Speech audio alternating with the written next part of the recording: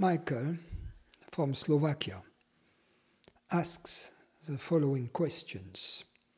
Can action be done without an impulse of a thought? Recently, I observed on myself that whenever I take some course of action, be it something spontaneous or something planned, I can feel how thoughts arise in me, and they tell me what to do. It is very strange because it doesn't feel really like a thought. It's more like an impulse, a recommendation. It is hard to give it a name. Anyway, does an enlightened being experience this? I can't imagine how you can exist in a meaningful way unless you have something that tells you what to do. I guess it might be possible, for example, when I do something using a reflex, I don't think about catching a ball when someone tosses it to me. Is this the way it feels? But then there is another concern. If I live from moment to moment, how can I know how to act with respect to the future? Thank you for your answers. Well, dear Michael, let's clarify this.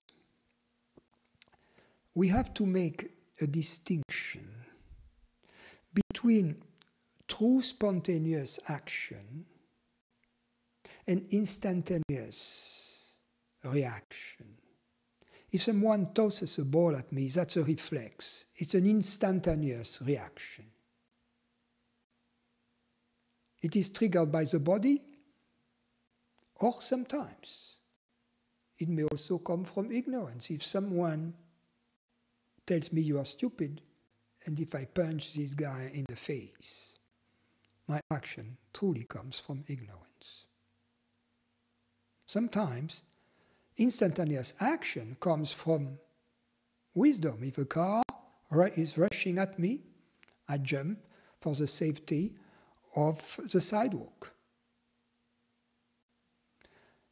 So the real interesting distinction here to be made, is not between instantaneous action or action that is delayed and therefore originates from a thought, but it is between impersonal action and ignorant action. Ignorant action comes from the belief or the feeling that I am a separate entity.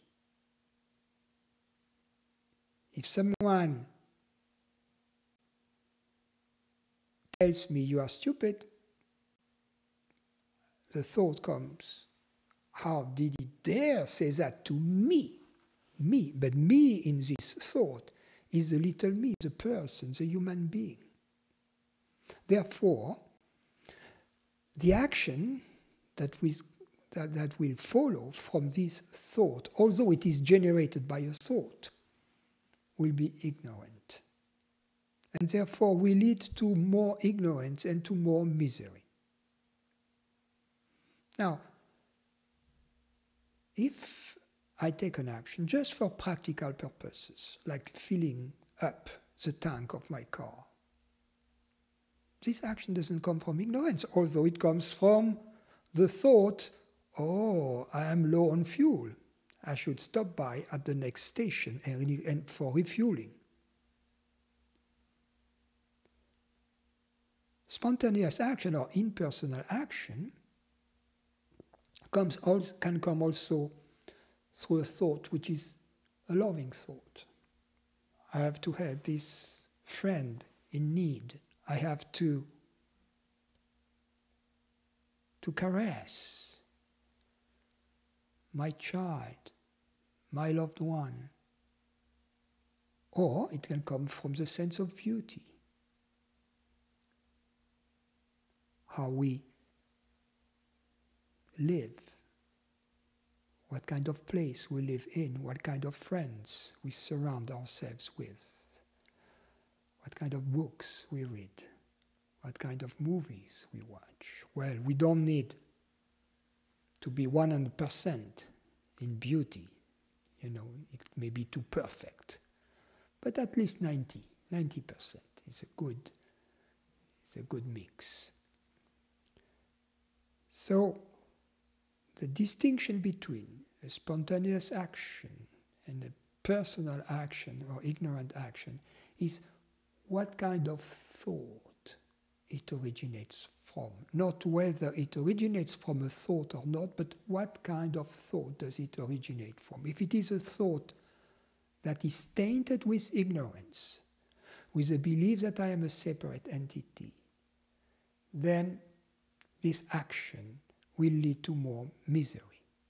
But if it comes out of thin air, so to speak, out of the spirit of the moment, out of a sense of love, of beauty, of humor, then it is truly spontaneous.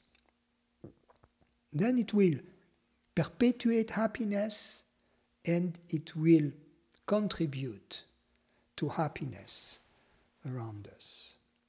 So it is very important that you learn how to detect those thoughts in you that come from ignorance, and that you question the validity of the source from which they originate. Regarding the other thoughts and the actions they lead to, practical thoughts, loving thoughts, beautiful thoughts, impersonal thoughts, just let them take their course. I hope this answers most of your question, and then there is one left perhaps, which was, if I live from moment to moment, how can I know how to act with respect to the future? There are two kinds of actions with respect to the future. One that comes from fear, and fear itself comes from ignorance. And another one that comes from reason, from intelligence, from caution. If you save for your retirement, it doesn't necessarily come from fear. It comes from practicality. So you can plan for the future. You can plan for a celebration. You can plan for a party. You are going to receive your friends. You need to buy some champagne. You need to buy some cookies to go with it. You need to rent a video perhaps, etc. So planning in and by itself doesn't mean ignorance. What matters as for any action is what we are planning for and where does the impulse come. Is it personal, ignorant, or is it a celebratory, a loving, a beautiful, an impersonal thought that triggers this planning? Thank you, Michael, for your question.